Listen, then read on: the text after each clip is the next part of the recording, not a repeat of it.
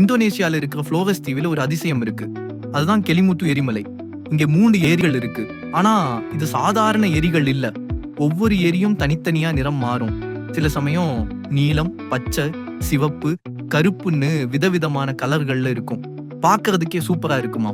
இந்த நிற மாற்றங்களுக்கு காரணம் எரிமலைக்குள்ள இருந்து வரும் வாயுக்கள் ஏரியில இருக்கிற தாதுக்களோட சேர்ந்து தண்ணிக்குள்ள நடக்கிற ரசாயன மாற்றத்தினாலதான் இப்படி கலர் மாறுதாம்.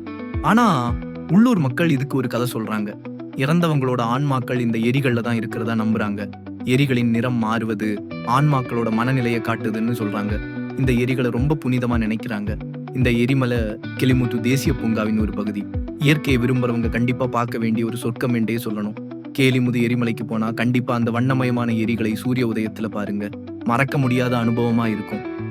இந்த வீடியோ பிடிச்சிருந்தா லைக் பண்ணுங்க, ஷேர் பண்ணுங்க. நம்ம சேனலை சப்ஸ்கிரைபரை பண்ண மறக்காதீங்க.